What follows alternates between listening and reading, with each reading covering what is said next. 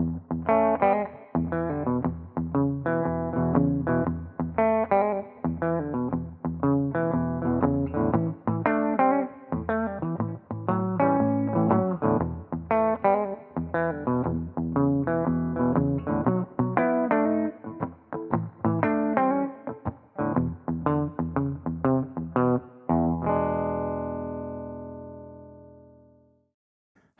welcome back to Dow Twang. I'm Dave. If you watch Dow Twang on YouTube or just here on Patreon, especially on YouTube, you can't count how many times I have said, this lesson is not just a lick number one, lick number two. That's one of my standard rants, right? Well, guess what? We have arrived. If you can't beat them, join them. We're right on the standard there now. But these two things that I labeled lick number one and number two, they're really source material for this whole kind of blues shuffle feel in E, right? And other keys too. We're going to do them all in E.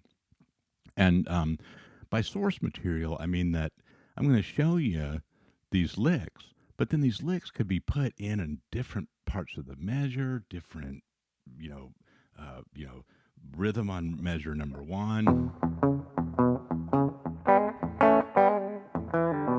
lick in measure number two, the other way around. Right. And that's what I encourage you, how I encourage you to look at this and to implement it, right? Don't just play the lick, then stop, then play the lick.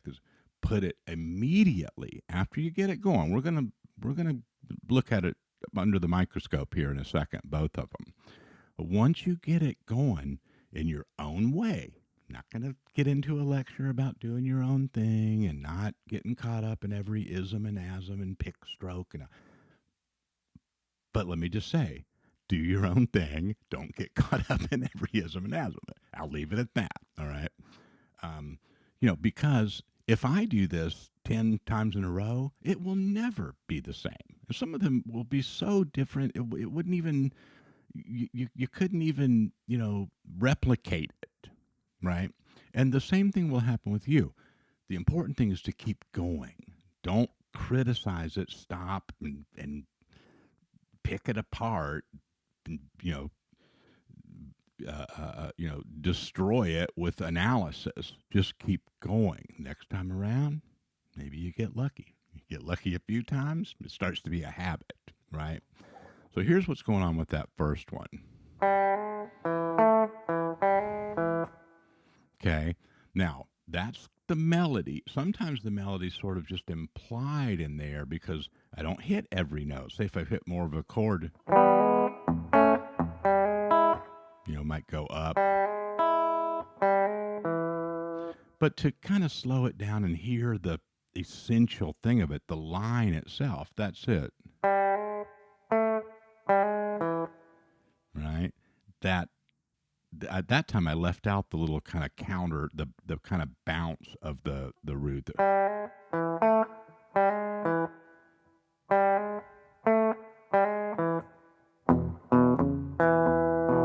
Now, this is important.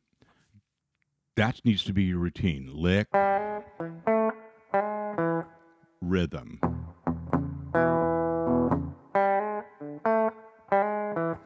I don't care if the lick's perfect or not. Don't just stop and go down, get caught up in that, right? Because you'll see as you go, you get this going and you stay on track, stay in the song.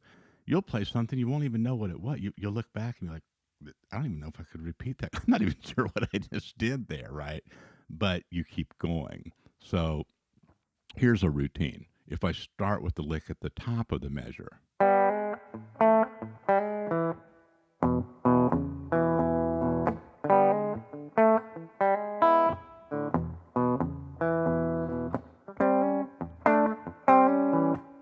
okay. Now, we just said the line was. So if I moved that up here, it'd be.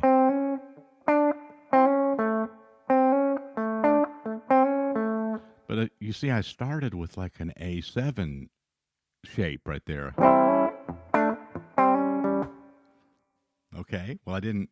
I just let that. You end up with a flat 7 there, right? Sometimes I do make the adjustment just with a single finger if I want to really make it snap on that root at the end. Like, I'll just kind of aim for that, right? Or that one's kind of easier because you do kind of an up pick and you just kind of flatten out that finger. You get that nice staccato root, right? But see there, I didn't play a root at all, except down here, right? Just kind of whatever happens to to be in there when I make that part of the shuffle, and then I'm ready to.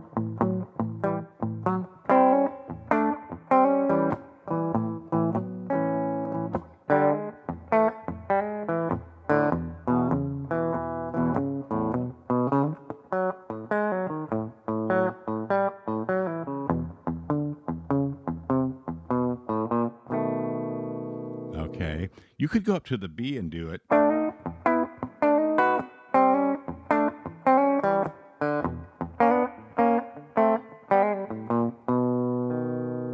There's another turn.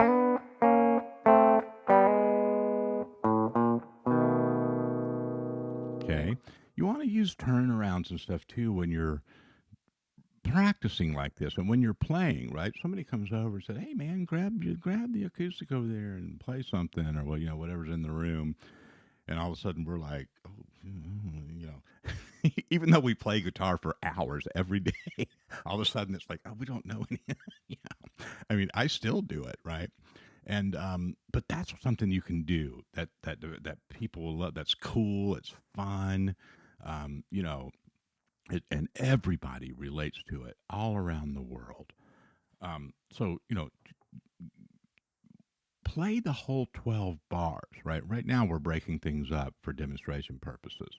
Um, but when you play this, that's more important than stopping and trying to get each lick perfect, right?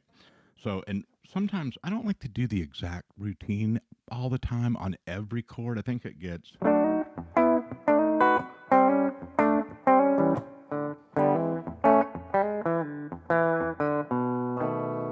It's not bad, but like I like to do a little bass line stuff on some of them, or don't think that you're ever stripping it down to something too simple with blues. In fact, we're probably not stripping it down often enough, right? So when you come back that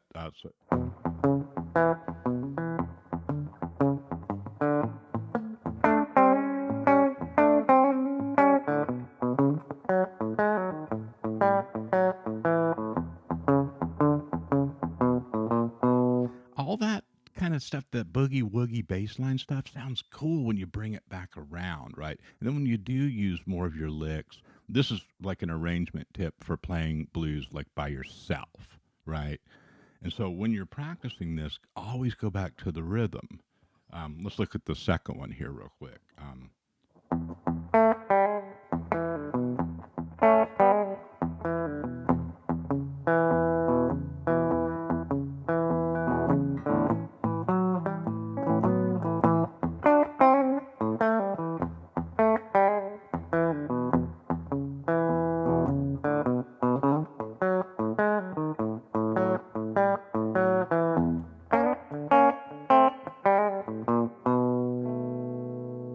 Okay, something like that.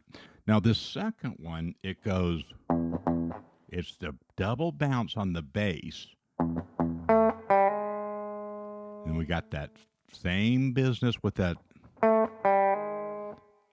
A note and then hammer from open to that G sharp.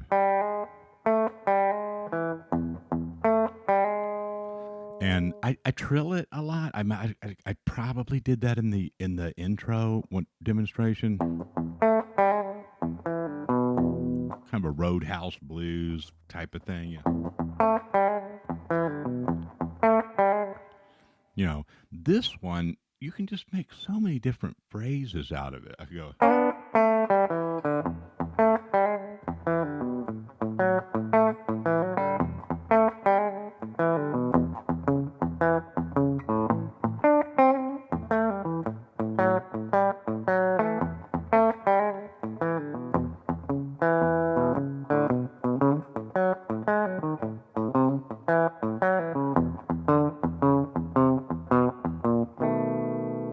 okay. So movable, just like the other one, but it's the double bounce. So if I move it up to here,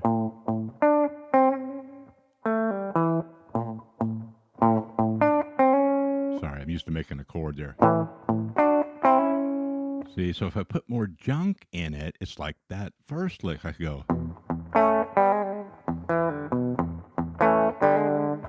see? It's got that open D, that flat seven of the E. There's a little bit of that B, that fifth in there.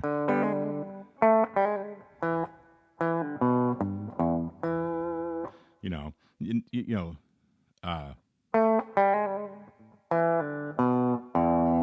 the last part of it's right, and that's right down the pentatonic. Um, just skipping the third, but that's more routine stuff you can put in there, yo. See that?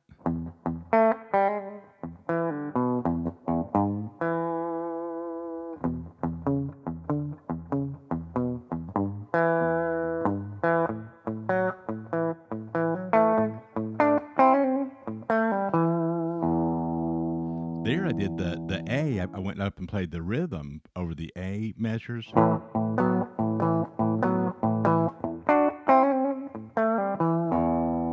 And used it to come back down to that E.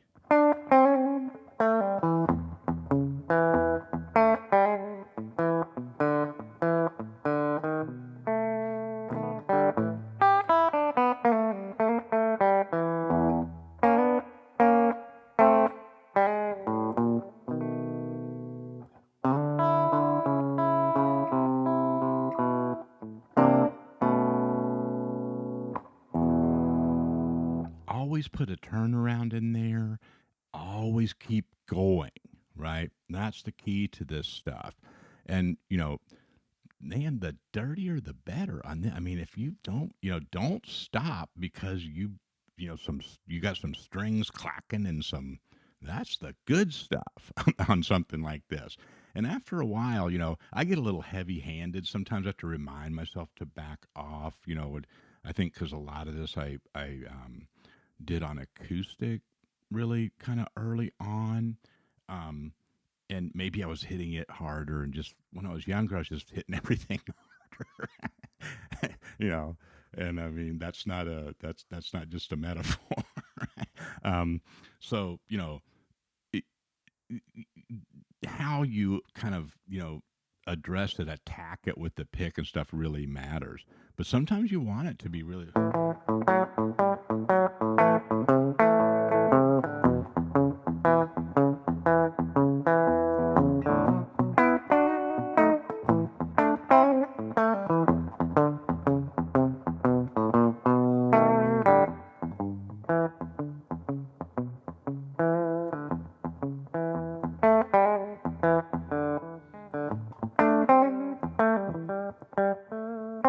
right. Play around with the dynamics of it because that's another dimension of your playing that if you don't remind yourself, it can get one dimension, right?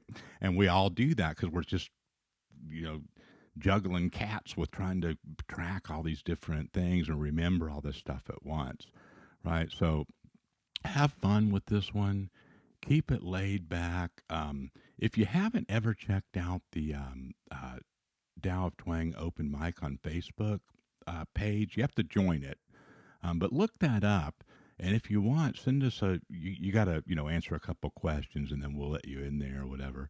and make a little video of yourself playing and post it, there's a lot of folks hanging out in there that are real supportive, and it's really fun. So if you've never checked that out, be sure to look for it.